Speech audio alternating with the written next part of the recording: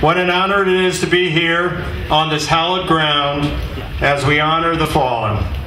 As a commanding officer of the Naval Surface Warfare Center, Corona, it gives me a great deal of pride to represent your Inland Empire Navy base here today.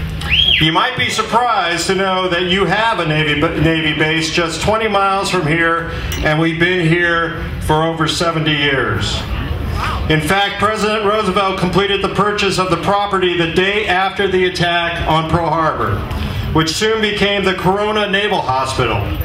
A state-of-the-art facility, the Corona Naval Hospital provided groundbreaking medical treatments for wounded service members during World War II and the Korean War.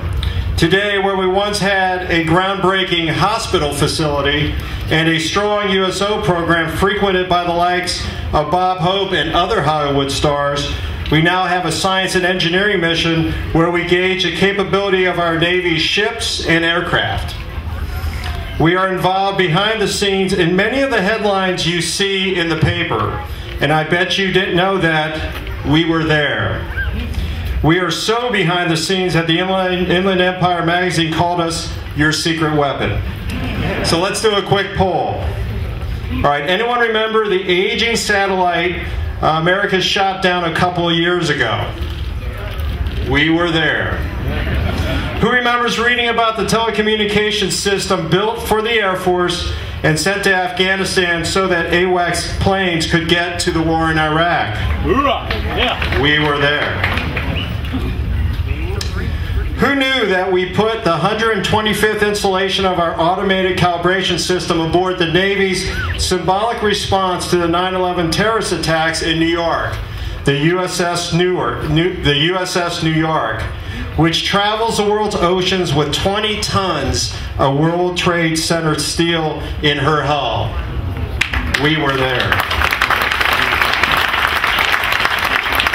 Okay, you're playing along very nicely, so let's keep going.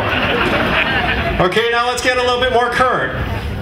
Who remembers watching the President, the Commander-in-Chief, a few weeks ago, telling America and the world that our special forces took out bin Laden? Yeah, that's a little bit more like it.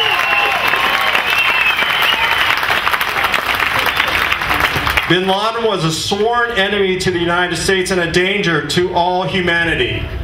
A man who called for the murder of all Americans and anyone who embraced freedom. Today is a very special Memorial Day because this is the first Memorial Day since the death of bin Laden. As Secretary of Defense Gates said Friday at the commencement at my alma mater, Annapolis, a mass murderer who was brought to a fitting end, marking the single greatest victory in the U.S.-led campaign to disrupt, dismantle, and defeat Al-Qaeda.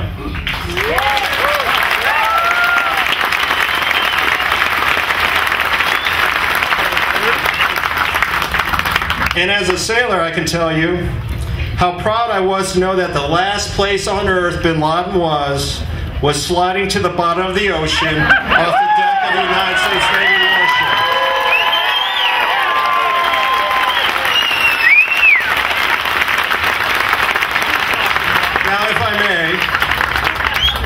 Now, the media has widely reported that the Navy SEALs were the special ops team that took bin Laden out. I'd like to announce to you today that I can neither confirm nor deny that we were there.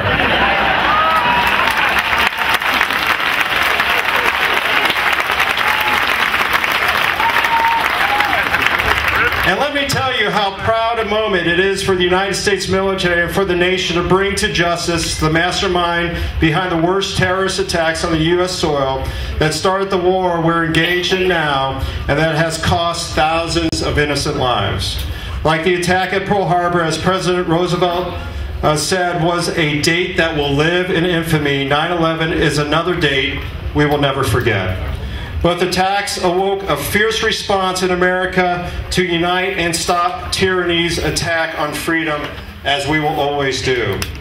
Even during the Civil War, where we went in as two armies, we emerged as one nation. That's what always happens because America's destiny is one nation, indivisible, with liberty and justice in all. And if bin Laden thought differently, he was wrong. Dead wrong. And just as President Bush said to the first responders at Ground Zero 3 days after Al-Qaeda terrorist attack on the World Trade Center, America hears your anger. And the American people who knocked, and the people who knocked these buildings down will hear all of us soon. And they did. And on May 1st, by way of special couriers, bin Laden finally did too. And what a fitting way to kick off the month of May, Armed Forces Month. And let me tell you that success would never have been possible without the tireless and dogged determination of the brave men and women in uniform fighting on the front lines for nearly a decade. I know from my last operational tour, when I sent sailors into harm's way to provide maritime security in support of Operation Enduring Freedom and Operation Iraqi Freedom, I knew some may not come back alive. But we did what we had to do. We answered the call to duty regardless of the cost. And today, it is those who made the ultimate sacrifice that we honor. Memorial Day is a day to remember those who gave their last breath fighting for freedom. And it is attacks like Pearl Harbor and 9/11 that we never forget either. In never forgetting those attempts to dim America's light in the world, we see what drives those to give their life to ensure that future generations may carry forth America's destiny. Nearly 3,000 innocent people from more than 90 countries were killed by Al-Qaeda terrorist attacks on the United States on 9/11. Service members continue to make the ultimate sacrifice in Iraq and Afghanistan since we responded. And California has sustained more of these fatalities than any other state, 625 total. That's why it's so heartening, so very heartening to see you here today. It is very likely the largest gathering at a national cemetery in the country that you're observing and being part of today. Since the creation of Memorial Day in the wake of the Civil War, hundreds of thousands of Americans have fought and died for our country in battles across the globe so that freedom could endure and our nation prosper. That legacy has been forged by Marine, sailors, soldiers, and airmen at places like Iwo Jima, Midway, and Bastogne, and it continues to this day in Afghanistan and Iraq. Since 9/11, we must now add battlefields like Tora Bora, Baghdad, Fallujah to this hallowed list. As you hear in the news, IEDs have been a major threat to our boots on the ground. In fact, IEDs are the #1 cause of fatalities and injuries in Afghanistan. That's why NSWC Corona has answered the call to counter IED threat by adapting the same analysis technology used in the satellite shoot down I talked about earlier to help our soldiers defeat IEDs. I'm happy to report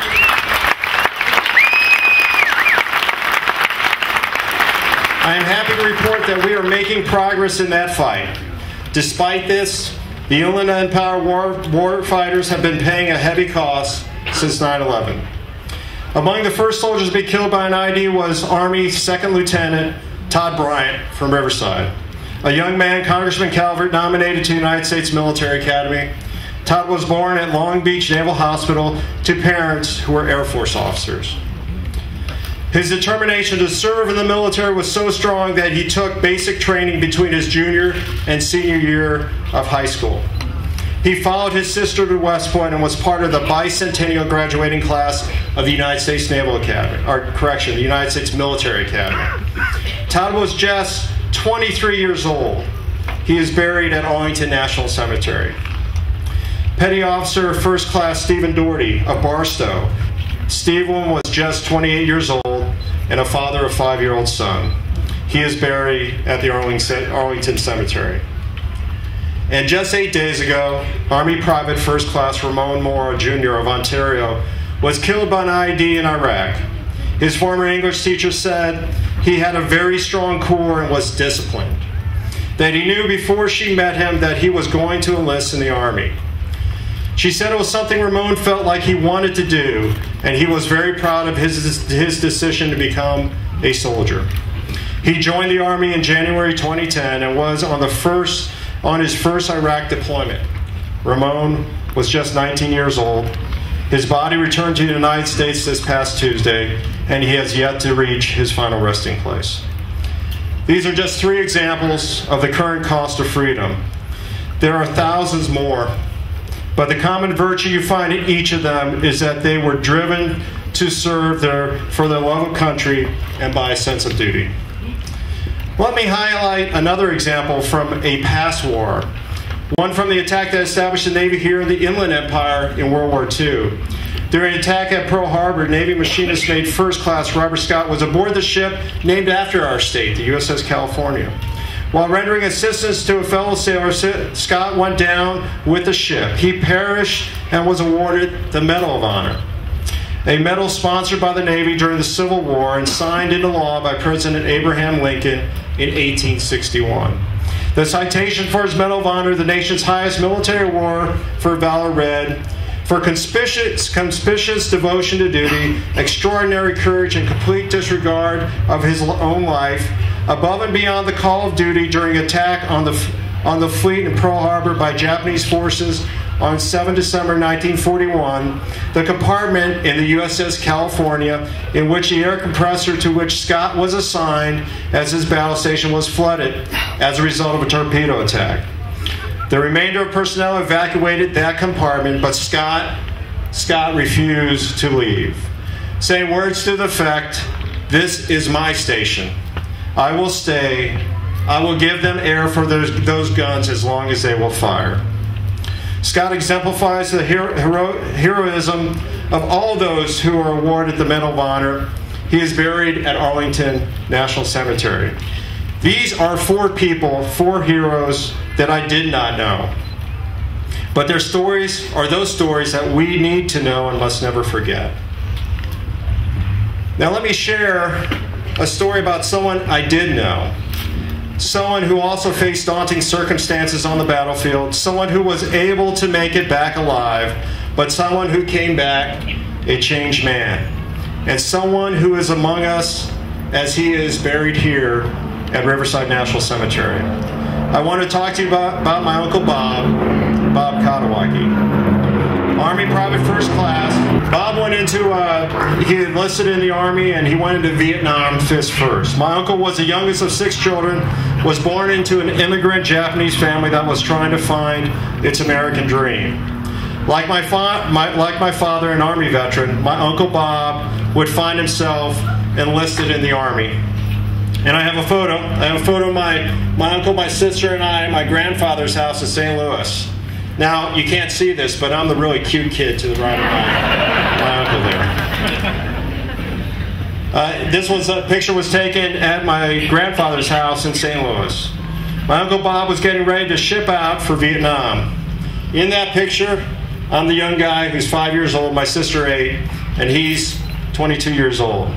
Now, as I looked at that phone, I turned it over, and my dad gave me the original copy. I looked at it and was struck by the date, because the date on the back of this photo is 8 January 1968. On 9 February 1968, some 30 days later, my uncle would find himself in the jungles of Vietnam and engaged in heavy combat. Let me read you the citation from the battlefield. While on a reconnaissance mission, Company A came under intense hostile attack, inflicting numerous casualties. With complete disregard for his own safety, Private Kadowaki exposed himself to the heavy volume of hostile fire as he moved to the aid of the seriously wounded. Reaching his fallen comrades, Private Kadowaki administered life-saving first aid. He then placed effective fire on the insurgents, allowing a medic to evacuate the wounded men. His valorous actions contributed immeasurably to the success of the mission and the defeat of hostile forces. Private Kadowaki's personal bravery, aggressiveness, and devotion to duty are in keeping with the highest traditions of the military service and reflect great credit upon himself and the United States Army. So that citation is taken from this citation here, and that's a citation for a Silver Star.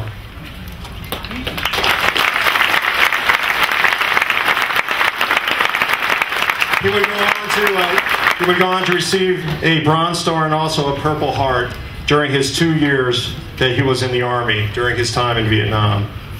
Like so many who went to Vietnam, however, and now even to Iraq and Afghanistan, my uncle went to war but came back a changed man. Change in ways that affected him, would affect my family, and would affect me. For my uncle decided to check out from the family in 1972, and this photo, the photo I shared with you, would be one of the only memories that I would have these many decades. As I grew from a 5-year-old boy into a man, ultimately serving like him in our armed forces, while we did search for him, we never could seem to catch up with him. That I would never be reunited with my uncle in life. Some 40 years later, we would discover that Uncle Bob had recently been interred here at Riverside National Cemetery on July 31st, 2009. Further, we would discover that my uncle was living in Fallbrook, only a few miles from where we live in San Diego. To me, it's a tragic story, but it's part of the fabric of our family and part of the fabric of this nation. He was buried here with no family present and only a few of his dearest friends from the California equestrian community and those incredible Patriot Guard riders. Thank you so much, Patriot Guard riders. You made it special.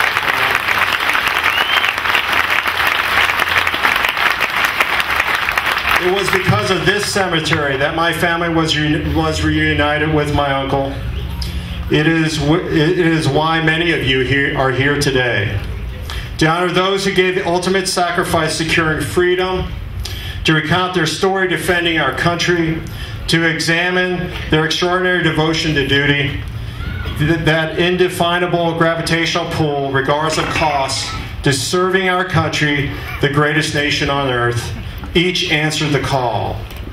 As Lincoln said at the Soldiers' National Cemetery at Gettysburg, from these honored dead, we take increased devotion to that cause for which they gave the last full measure of devotion. And whether in uniform, whether a military family, whether a military civilian, whether an elected official, whether a veteran support group, whether a community volunteer, you, each of you, are answering the call too. And you make America the greatest, most generous nation on earth. To generations of tomorrow, I challenge you to continue this legacy, to answer the call. It is the call to serve. It has no sound, yet we can hear it. It echoes in the whispered retelling of honorable sacrifices. We can see in the eyes of men and women infinitely more courageous and more driven by most. The call to serve has no weight, yet we can hold it in our hands. Commit to carry it close to your heart until our country is safe and the anguish of those less fortunate has been soothed. The call to serve is at once invisible and always present. And for those who choose to answer the call for your country, for your fellow man, for yourself, it is the most powerful force on earth. God bless you. God bless America. Thank you very much.